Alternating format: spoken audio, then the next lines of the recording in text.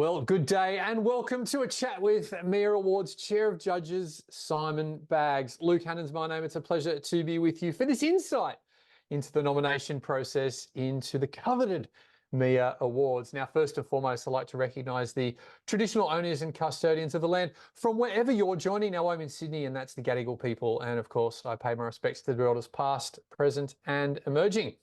Now, it's a real pleasure to bring Simon on board, who was a recipient of the prestigious Outstanding Contribution Award during the 2018 MEA Awards, but also a finalist, a judge, a winner, and over the years, now, of course, the Chair of Judges from Lateral Events Management. Simon, thanks for joining. G'day. It's great to have you here. Good to join you today. Look, it's, a real pleasure. It's another award season. That's so exciting.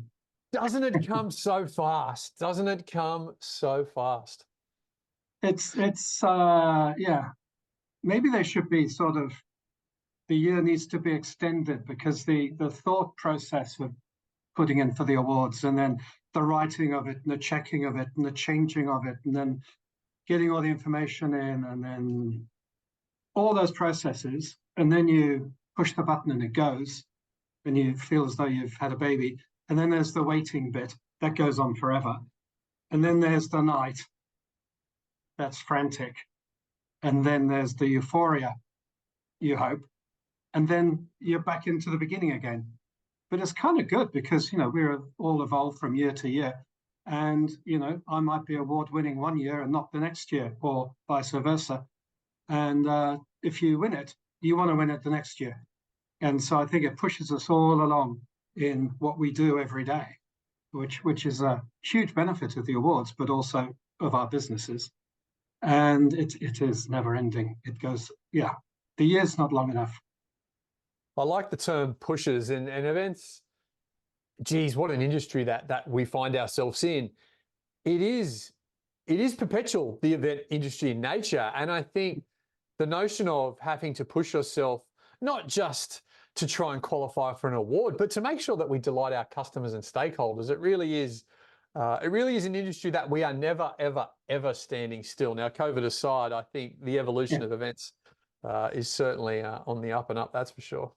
Yeah, there was a bit of sitting around during COVID, it's true.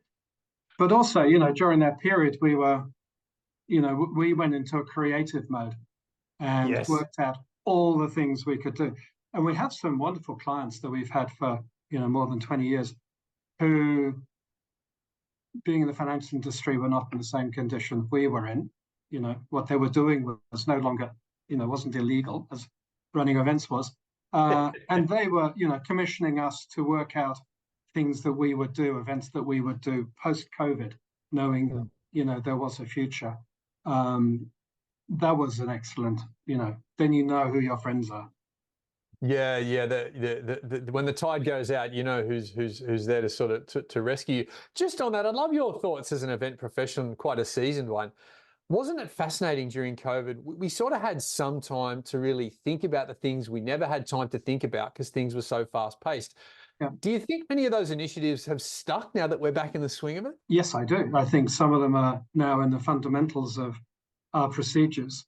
And I think things like, the risk registers and all the in-depth thoughts with all the different types of events.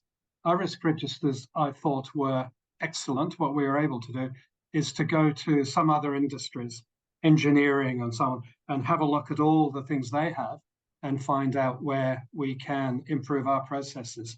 And also through the processes used overseas by different governments, things accepted in different areas, and then you kind of pull it back into something that works for you. That was, we're using that every day. And if you can pre-think what can go wrong, because things will go wrong, and then, you're on the spot, you go, oh, that's just happened, so we're going to do this now. And it's so helpful. It makes you great event managers.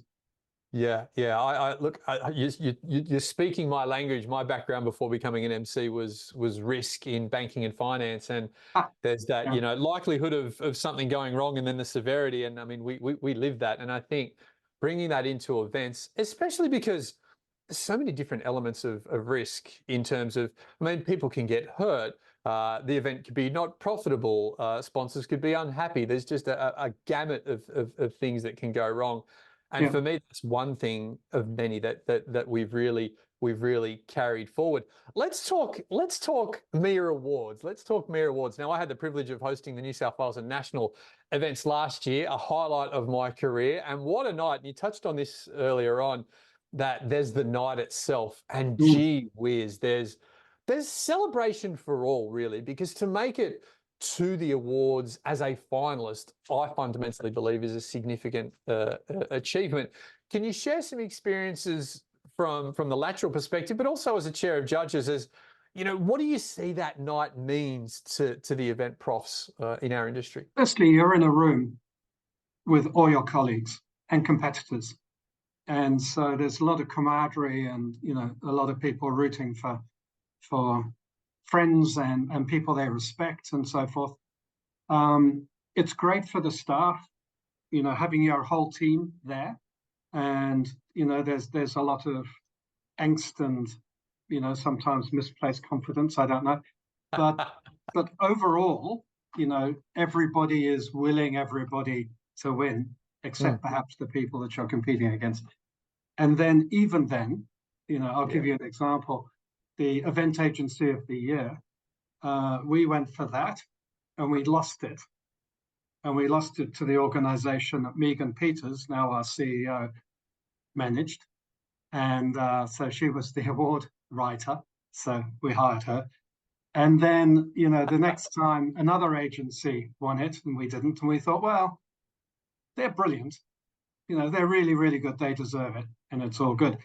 But it became this tradition thing, at the end of that awards, everyone, basically gets together and says, good on you, you must be brilliant because we're bloody fantastic. You must be even more fantastic, to get that event. So the camaraderie continues even if you've lost. And, if you do lose, you've had all the benefits of putting it together, looking at your organization from the outside, the team aspects of it. There are a lot of benefits. If you win, it's ridiculously wonderful. It's just, if you could bottle that feeling, it's so good. Yeah, I like the camaraderie element. You used some really good words there, friends and people they respect. I really got a sense of that from the lectern, from the podium, in that there was just this willingness to will everyone on. I mean, we had Oliver and the B Challenge guys in New South Wales going absolutely crazy for every award, just because that's what they do, right? And they brought such a wonderful energy. One thing I think is really important, following on from what you said, is that if somebody else wins your category, that makes you better, because you go, okay, introspectively, what did they do that we need to do better? Because in events, you rise the tide and all boats rise. Like, somebody's success isn't your failure, because the better we do as an industry, and I say this about MCs, and it's the same for PCOs and AV professionals and photographers, for any event prof, the better you are, the more inclined that client will be to use professionals next time, be it you or someone else. Therefore, everyone wins. Everyone wins. And there's enough to go around. That's certainly for sure. I mean, I love the industry. And as you say, that camaraderie on the night, wow, it's been special. I think also, we live in a land where you're doing what you're doing, and you have competitors out there, and of them, and you hear they've won this client, or you hear some things about them. You may go onto their website to see, what they say and what they communicate. And I know on our website, because we know other people will look at ours, we don't give too much away, but we enough, So if it's such a balance, isn't it? The journey for the potential client is there. If you're one of these, malodorous competitors looking, we don't give too much away, for that regard. However, during the whole awards process, you do actually get to appreciate what your competitors are doing and their whole stance on life and the initiatives that they're taking, and they're facing the same environmental or financial or all the different conditions in which we're operating right now, with the cost of living is affecting some things. there's always these initiatives that some people take that are absolutely brilliant, and you wouldn't necessarily hear about them. On the awards night, you do. Yeah. And then they're people prepared to are talk about openly them sharing all the yeah, different things. And then you find after the awards nights, there's lots of, lunches and drinks happening, weeks exactly. later, where people get together and, there's a big industry out there. There's room for everyone. And, a lot of people then are sharing and growing together. Yeah, room for everyone and sharing and growing together. And I think the same headwinds is really interesting as well, because we're in the same boat. And as you say, you form new connections. I mean, you used the example with Megan before, and then Megan joined the team. There's so many amazing connections made at the MEA Awards Yeah. nights where, yes, they're your competitors and you're going head to head, but everyone's happy to have a chat about, oh my God, what they did. And you wouldn't believe it. We're facing exactly the same problem. This is how we solved it. How did you solve it? All of a sudden, you're both better at serving your clients. Now, I Yeah. wanted to ask you a bit of a pointy question on this one. Chair of judges, and we're on the subject of awards, so let's go. What do you actually do versus what do people think you do? Because I think there's always a misconception there, and it could be quite amusing. My thought of what people think the chair of judges do, I can only approach that question by Ian Stewart, who did it for approximately 14,000 years before me. And I saw him sitting back in a leather Chesterfield chair in this office with mahogany wood paneling and lots of books and a view over a park and, maybe on Fifth Avenue or something, and judging people critically, but being, very restrained, and always a crystal glass of whiskey, because that's what a chair of judges, that's the environment, right? So I don't know if that is how Ian Stewart lives, but what I can say is the chair of judges is a part of the process, and an extraordinarily good process that MEA has, so that with all the judges, there are judges of all sorts of different walks of life, so different parts of the industry, but they're all our colleagues. They're all within the industry. So if we get nominated or we get to win an award or to be a finalist in an award, is because our colleagues deem that we should be so, which is the best thing you can imagine. I mean, they know what they're talking about. They're the people who are there. So for each award, two judges independently, they don't know, they never talk to each other, they don't know who they are, but they judge each award and give points. And the weighting of the points for each category, each part of the award is put in the awards process. Very important thing to look at, so that you make sure that you answer fully the parts of the application that have, most of the points. So you've got these two judges, their points are then put together, they're merged, and all the awards are there. And sometimes there's an anomaly, someone marks someone down, someone marks someone up, or it's the same, they're locked. And that's where the chairman of the judges comes in. So again, independent judging of each of those applications, and an award goes in, those numbers then are merged as well, and then you get a winner or a loser. I don't think we've ever seen a case where after three judges have judged the same thing, it's still the same. It's always then you find the winner. So it's really like the final arbitrator, not in terms of did you judge well, but adding your judging to the former judges' processes. And would you come in, let's say, for example, as you say, there's relative alignment across those independent judges.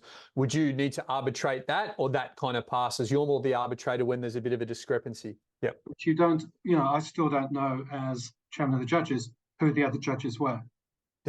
So there's that real kind of, what's the word I'm looking for?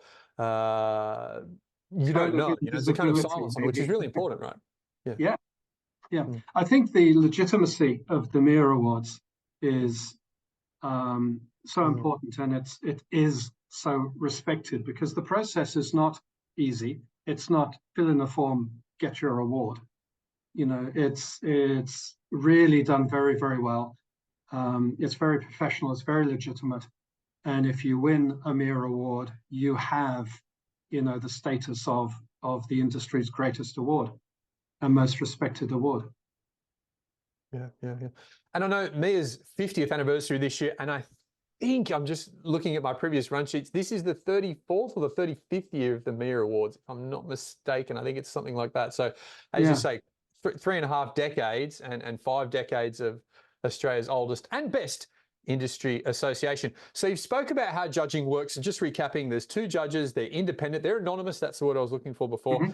There's points with weighting, those scores are merged, and then in the case that there is a bit of a discrepancy or there's differences, you know, someone said this is a +5, someone said this is a -5, that's where the chair of judges sort of arbitrates that. Now, you personally, what makes this special for you as the chair of judges? Because it's quite a big responsibility, as we've just said, quite an esteemed, probably Australia's most experienced, most prestigious awards for events. What makes it special for you?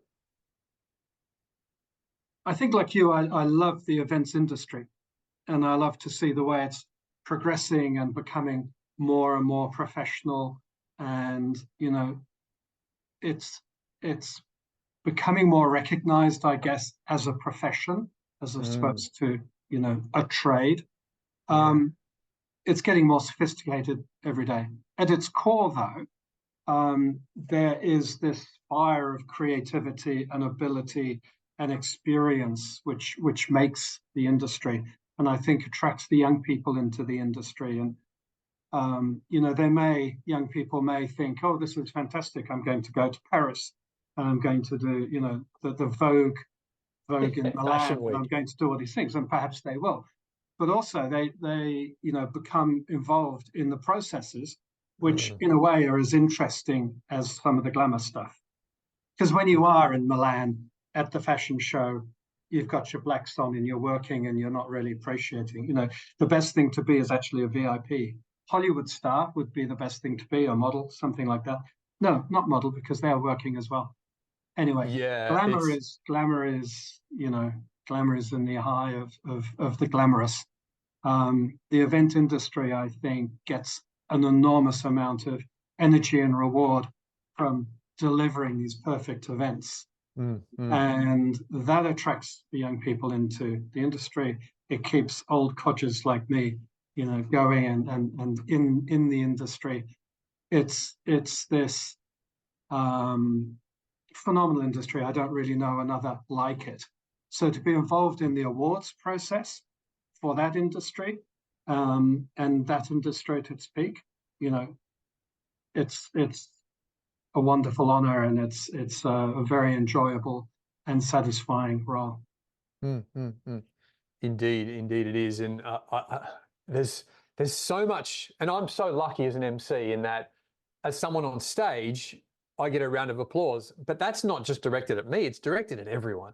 And so you would have remembered at the MEA Awards last year, it's very important to recognise everyone in the industry, be that just thanks to the AV team, thanks to the wait staff, because I'm one person that might be the front person of an event, but there's 500 people behind me that without, the event doesn't even come close to happening. So it's a privilege, as you say, to be in events, that's for sure. Let's talk, there's probably many people that are a bit inspired and want to get involved as a judge in the MEA Awards. What might those steps look like? Certainly, if you're interested in being a judge, then contact MEA, and they will, you know, go through the processes with you. But it is quite a lot of time, and it's dedicated time that you need when you get, you know, you'll get allocated certain award categories. So there may be, you know, 5, 6, 7, 8 applications for an award, and maybe that's the award that you're judging. So you can tell the differences between, you know, then you can point score between the rest because it's for the same award. And you may have multiple awards that you're judging.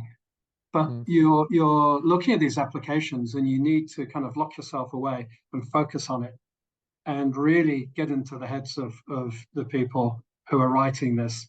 And, you need to look at it from a lot of different angles. And it's intellectually a very interesting thing because people are very, very different. And the industry is very diverse. So you could be looking at a lot of different things. You learn quite a lot about how people process things and what they've done and how they approach things. But at the end of the day, you need to be totally, you need to put Invested in the process. the judge's wig on, if you will. Not that you're going to condemn anyone to death, but you need to be playing the role of a judge. And as you do so, we don't do that every day. And the process is fascinating because it removes yourself from your daily work and puts you into this completely different environment. And then there's the process that you need to follow, the MEA process, without letting your emotions run away and say, I really like the words used here. Let's make them the winner. Well, that's not the point. It's, there is a process. You need to follow the process. Right? Yeah. So you can still get enthusiastic about, certain things. But ultimately within these awards, why should someone win an award? There's the process, there's the communication of the process, there's all the supporting evidence, there's all the facts. But if you've done something or two or three things that are truly extraordinary, then, that is why you should win an award. And you need to communicate that, and that needs to come out, needs to pop out of your application. And then as a judge, you're sitting there and you're going, that's amazing. And it's communicated so well. And so that scores highly. And, and if you can get two or three of those things where you have truly done something remarkable, and oftentimes that's because something's gone wrong. And you look at your risk register and you go, that happened. And we did this. And you go, brilliant. Because, in the events industry, when things go wrong, that's when you really shine. Oh, yeah. Oh, yeah. That's exactly right. I mean, I say to all my clients, as you would know as well, 90% of the work we do happens before the event. On the day, it's just dealing with issues, and that's where the magic happens, right? I've had people fall through stages. I've had the lights go out. And that's when you earn the big bucks, right? It's like an airplane, right? Like flying at 30,000 feet or 40,000 feet, that's autopilot. Taking off and landing, that's when the pilots earn their money. You spoke about supporting facts, cutting through the emotion. Just for those that are interested and becoming a judge, what sort of guidance, mentorship, or support is available to help them cut through the noise? Like, can they pick up the phone to you and say, hey, I'm really excited by this, but can you maybe just give me a bit of a litmus test? Not with the judges. So nobody knows who they are, so they don't know who to call. Of course. So I think that's what colleagues are for. Yeah. And particularly those who have won awards before. So I have rang a few people, Ian Whitworth, for example. Yep. And, so he's a multi-award winner. And saying, how would you communicate this? And we've done this thing.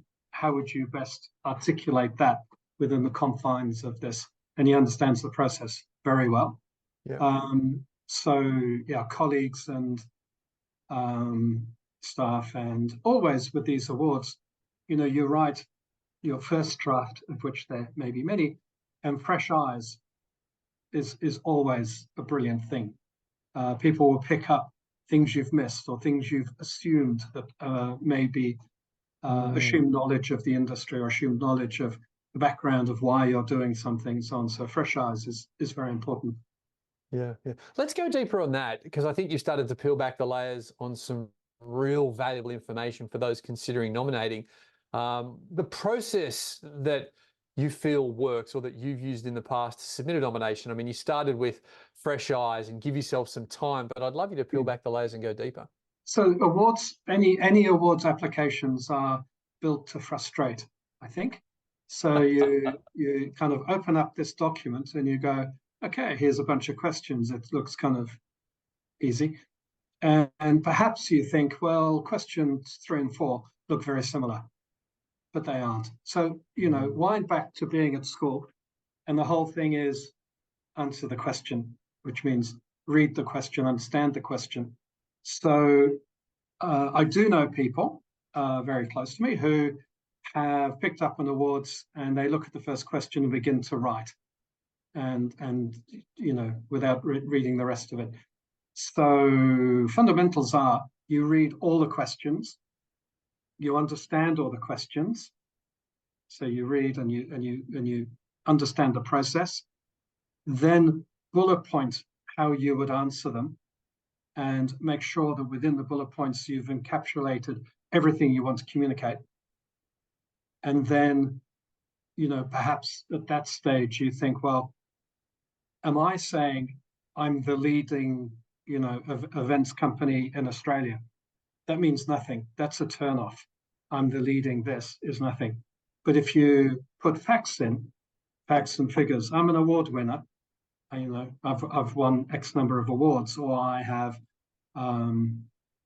15 clients in this area, or I have something which is tangible, something that's provable. Those things are important. So you need to then say, of all the bullet point thought bubbles that are there, how do I demonstrate that they are fact? How do I get away from grandiosement and claims and unsubstantiated claims, even if it's true, even if I think it's true? And then am I communicating through images and through all sorts of other means, the kinds of extraordinary things we've been doing? So what images can we put in there?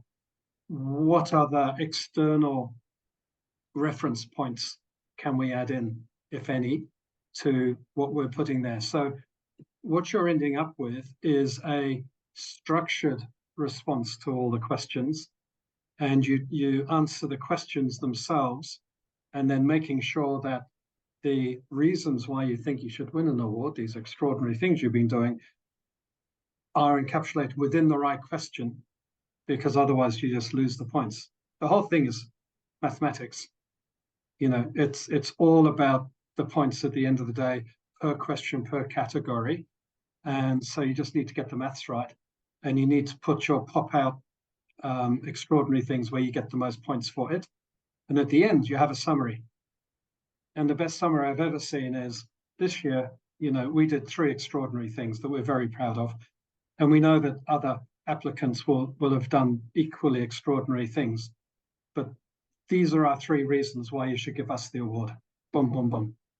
And, that they were right, that they were extraordinary things, that they were different, that they were not every day. You don't get an award if you just do your daily business. It's not an award for daily business. It's an award for being extraordinary. Would you say that the rules of academic writing are sort of similar in that in your summary, you shouldn't really be introducing anything new? Those 3 points you made probably recap what's come out in the answers? Totally. Yeah. I think there is a case if there is no space, but there's no questions relevant to something that you think is relevant, you can bring it up there. Yeah. But that's not where you suddenly enter into a whole new thing, which is like, oh, you never told me that, Yeah. It's almost you organized a helicopter per person to, extract them from the convention center that was burning down. And actually the fans from the helicopters made the fire burn brighter, and it was a terrible thing. But that was okay because everyone had a bucket of water because that was in your risk register. Yeah, or 2. That's for sure. What do most people trip up on when it comes to submitting an award? Getting the questions wrong, firstly. Secondly, unsubstantiated claims. Bad grammar, spelling mistakes, not good. You should always use the numbers of words that you're allocated, never more, and not less. So less is a lesser evil, but if you go more, the judge just has to stop. So if you've got like 1,200 words on a section, a judge cannot read anything beyond the 1,200. So it's amazing how many people just ignore the word count completely. So if you go way under, you could be very succinct and that's fine. You don't need to use up every single word. But it's a signal, I think, of a good award submission when the word count is almost perfectly there. Yeah, I suspect they're there for a reason as well, because the way the awards have been set up is, from our experience, and I say our collectively, the judges and the people who know, you're probably going to need this many words to explain what it is that you did that makes you better than anyone else in this particular element of our nomination form. I think there's always a level of frustration, I think, because we all come from different backgrounds and orientations and so on.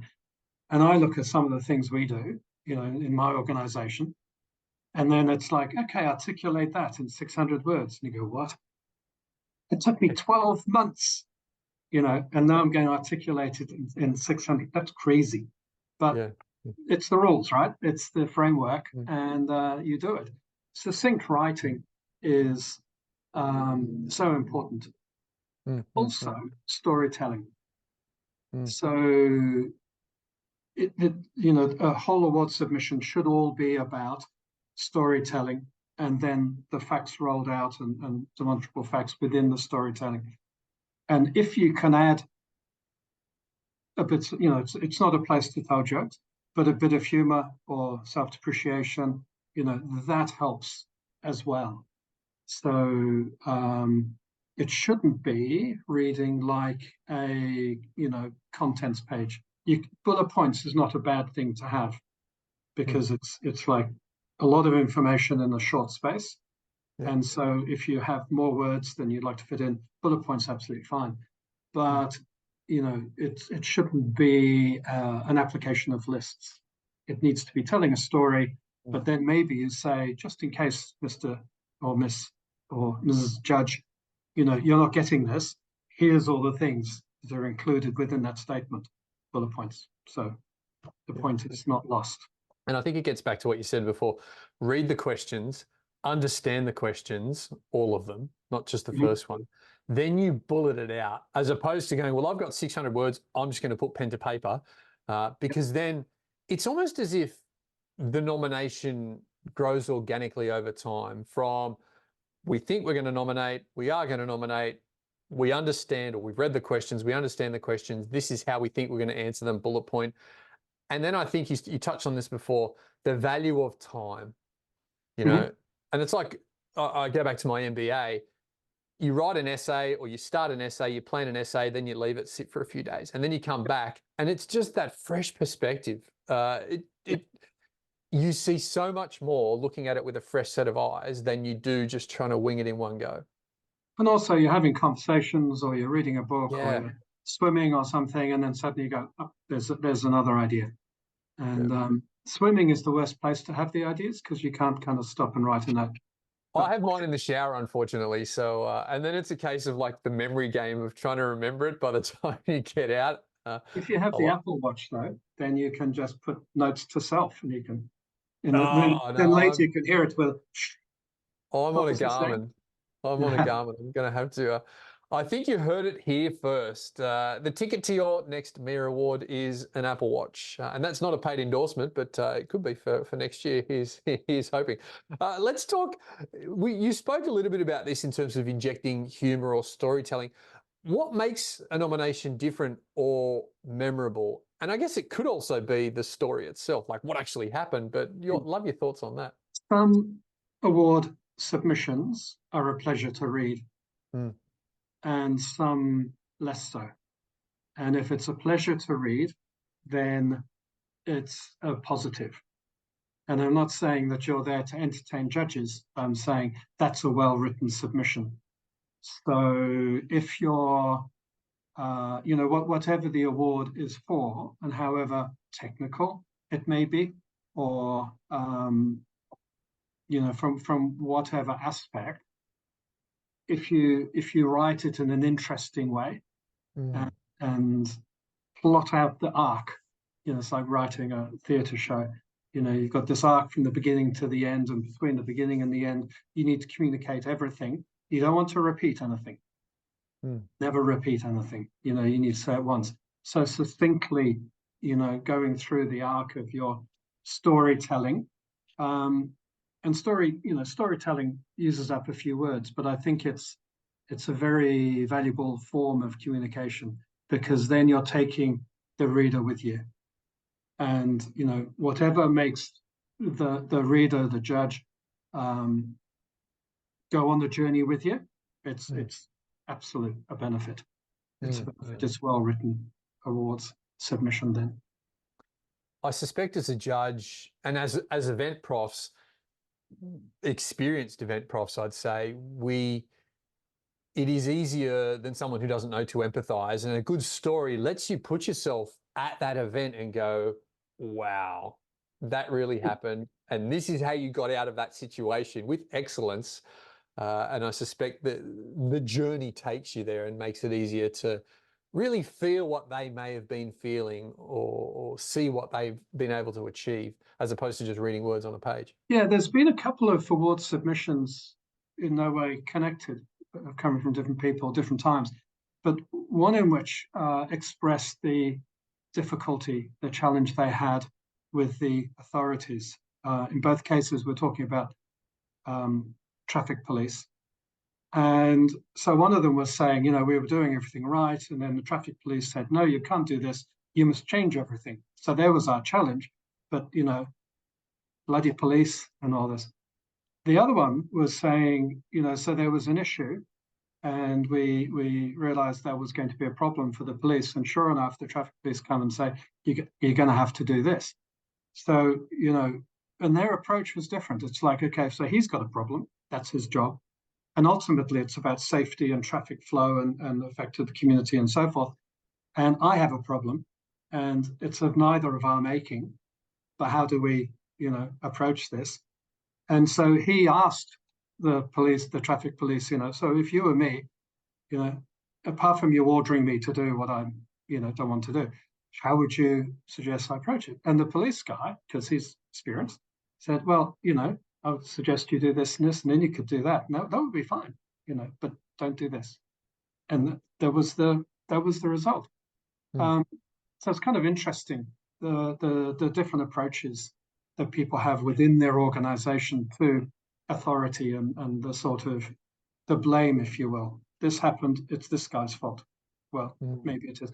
In these instances, it wasn't, but the approach is different. So you give kudos to the guy who asked, in that case, the traffic police, how would you approach it if you were me? And non-confrontational as well. That's the other thing. And a different way of, or a better may not be the right word, but it's certainly a different way of solving a problem, and arguably brings that police officer on the journey and then helps them empathize, because as you say, they have a job to do, you have a job to do. If you Venn diagram it, there's certainly some overlap in the middle, but it's slightly different. But if you change hats, the possibilities are endless. And all of a sudden the police, it's easy to negotiate with him from that perspective as well, if we can use that term, him or her, because they can see it from your perspective. Now, you've nominated in the past as well. Let's talk learnings. And I've had the privilege of nominating for a number of awards. And I'd say as an event prof, for me personally, and we spoke about this earlier on, our industry is so fast-paced, seldom do we stop to look back at the great work we've done. And I fundamentally believe nominating for an award is a fantastic opportunity just to take a step back, as we've said, invest a lot of time in it, but just appreciate the great work that each and every one of us do day in and day out. But more personally, from a lateral perspective, what did the team learn from your journey of submissions? So if you walk into our boardroom in Martin Place, on the window sales or awards, and I think there's one short of a dozen. So we need one more. I don't know why a dozen is an important thing. Maybe that's a religious thing. I don't know. But then you'll be one short of a baker's dozen after you win that one, right? So there's no end to it. Yeah. And also there's different dates on it. So you can say over all these years we've been winning awards. And so, you need the latest years, because you're only as good as your last event, etc. But I think it's good to have, from my perspective, you walk a client or a celebrity or whatever, and he goes into the boardroom and nothing said, but they're there, and it's you know, it's power. It is really a very positive thing. I think when we look back at the different awards, we've applied over time in a lot of different categories because we've got quite a diverse events management company. And what I like is that we can succeed in a lot of different areas. Be it's putting on theatre shows or putting on Tour de France major cycle events or conferences or corporate events. And as an event management company, I think if you can work in a lot of different areas and do them all well, or a lot of them well, I think that speaks volume. And that means that in future months and years, you're going to get a wider clientele coming into you because you're that diverse. If you just continue to do the same thing every single day, that's what you're always going to continue to do. But the world is, a bigger oyster. So your business can be greater if you expand out into other areas, but using basically the same skills. It de-risks the organization as well, right? Giving you a broader spectrum of opportunity. In the case of significant growth in one area and a drying up, if we can, in the other, having that and being award winning is because we do everything and we're award winning in all these categories, and I think it speaks volumes, which goes back to the why of why these awards are so powerful. Yeah, and I think that if you win a MEA award, it's good for, it's nice to have on the shelf in the boardroom, yes, but it's good for the company because it sets your company above the others, unless they also have awards. But it certainly is something that clients, when they're choosing who they're going to work with, award winning is a great positive. To get the best staff, they want to work with award winning companies. So I think that's good. If you're already on the staff, then you feel as though you're working for a leading company, and that's a positive. If you're a small business or any size of business, I guess, and you're looking at selling and you're an award-winning business, your business is worth more. So there's tangible value in having, the MEA awards without a shadow of a doubt. But it also, as we touched on earlier, goes through the process. Putting in an application, you go through a process of looking at yourself from outside, and it's a completely different viewpoint, and therefore you have this opportunity to see how you stand and what you can do, and how other people may be doing things you're not doing, you should be doing. It's a very, very healthy exercise once a year to go through, to see how you should develop or how you have developed. And it's a critical view which is going to bring positives back to you. So the whole process, I think, is excellent. But at the end of the day, if you have a MEA award, awarded by the industry for the industry, it is the most respected one. And there are awards all over the place, and a lot of them are purely, send us some money and fill in a form, we'll send you an award. There's from the lowest to the highest, which I think is MEA, and everything in between. But if you're going to have an award, you need to have the best. Yeah, and I can vouch for that personally, having seen the winners of the New South Wales Awards, which then go on to the national finals, and there were some fantastic winners from New South Wales. Yeah. And they didn't get there in the finals because there was just so much more across Australia. I wanted to talk more on, and we spoke about cost pressures.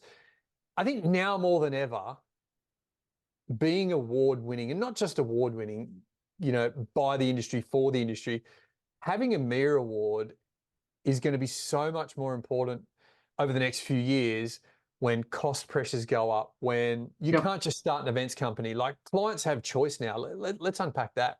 Firstly, I would say that MEA is a national organisation. You have your state awards and then you have your national awards. And if you're in Adelaide, for some reason, Adelaide's always punching above its weight, but it does. And so, Sydney, Melbourne, big cities. And then you've got Adelaide and you've got Perth and Darwin and so forth. There's some good operators in Darwin. They're all competing on the same strata. There's just more people in New South Wales and Victoria applying for these awards. And if you're in the Northern Territories or in Adelaide and you're winning these awards, how damn good is that? How amazing is that? And they do. And so I think the national aspect of the MEA Awards, the numbers of applicants from right across the country, is brilliant. And now I've forgotten what your original question was. Just the importance of an award, given that I think over the next 12 to 18 months, the strongest event companies and clients have more choice now because. Yeah. So I think the MEA Award, so let's compare ourselves to being lawyers or accountants. Mm-hmm. Or maybe we shouldn't, but if we did. So government legislates that if you're working with tax, if you're working with medical things, if you're working with the law, only certain people, you have to have qualifications, and it's all very, very highly legislated. The events CPD industry points and everything, yeah. Yeah, and the events industry is not. So the question is, how do we judge ourselves? How do we legislate, ourselves, if you will? How do we know who's real? And in this day and age of, you can have brilliant websites and lots of lovely images, and we do this and that, but it could be a company that doesn't really exist, or it's fledgling, or as they do everything, but they don't. They don't. So how do you know what's real? And so in an unlegislated environment, the MEA Awards provides you with the most solid tool to say we're a real organization. We've been through as close as you can get to legislation, if you will, through the judging process. And this is our qualifications. And I think that really is going to be, it is important now, but it's going to grow in importance as we head over these next few years. Now, I've got a few minutes to go. I'd love to peel back your thoughts, or peel back the layers on advice for other leaders in the industry in terms of submitting an award. They might be sitting on the fence, they're not quite sure. What thoughts have you got for those people? I would think the thought process is, because time is valuable and putting in for the awards takes time. So the first process, I think, is to think to yourself, why should we win an award? Do we deserve an award? Have we done something or things that are extraordinary? If it's just been, an average year and you've just been doing your job, maybe it's not the right time to put in for an award. Or you could put in for an award and there are benefits in the process, which you may not expect to win. If you believe that you have done things which are award-winning, you should absolutely put in for an award for all the benefits of both the process and of actually winning it. And that's the beginning when you win it. How you then use your award-winning status is another thing. How do you project the fact that you have it? In the marketing, for sure, in all the communications, it should be out there. Certainly when you do tenders, it needs to be out there. It needs to be demonstrated, not only you have this award, but what that award means, that this is a MEA award and so forth. So in the profile videos, the propaganda videos we do, it always ends up with the awards, as the final thing. All this, and we're award winning. And I think that's the final shout out. And so as senior event executives consider whether they should put in for the award or not, if they think they've been doing extraordinary things, they should, absolutely. The cost is minimal, the time is well spent, and the end process can be extraordinarily important. And I think if you look over the next few years, we're beginning of 2024 now, and then as we go through this year, the cost of living, maybe that's getting a little bit under control. Corporates are going through a very turbulent time. But in this year, almost, I think 49% of the population of the world is going to elections. and we've got a lot of political upheaval, and there's wars, and there's all this, so all this will affect commercial confidence. It will affect what our clients want to do. Some of them want to do more. Some of them may be a bit more hesitant about spending money. It's a tough time. We're living in a very, very turbulent period. And I think 25, 26, hopefully less turbulent, but who knows? It could be a lot worse. So having an award under your belt makes you, the best equipped you can be to face the future. And it's not exactly future proofing, but it's definitely an asset that you can gain now that will protect you over these turbulent years that are coming up. And I don't mean to be a doomsayer, but politically, this world is a bit crazy. Then you have climate change. So it's definitely a benefit to have those awards as we face this next few years. Yeah, indeed. And as we've covered over our journey today together as well, even if you don't win, that process of submission, comparison, networking, learning, meeting other event profs will set you up for that future success as well. So it is a win-win-win situation, that is for sure. What I found out in my second submission to the MEA Awards ages ago, the first year we didn't win. So we were hell-bent on winning the second year. When we won it, I was very pleased we didn't get it the first year, because the feeling of euphoria in the second year when we actually did was ×5, not ×2. So yeah, it is great. And just back to the euphoria when your name is called out, when you call out, the name of the winner, and that is fantastic. And it's not many times that you can say that in a few seconds you feel this spell of euphoria in in your professional life, depending what's happening at home. In your professional life, it is absolutely a glorious feeling, and one we should all aspire to and work towards. Yeah, indeed. The nights are jam-packed, that is for sure. Simon, we are on time. Thank you so much for joining us. Wow, what a chat. And to those tuning in, it would be amazing to see each and every one of you do amazing things, and then, of course, submit your MEA nomination for your state and then national awards. Thank you.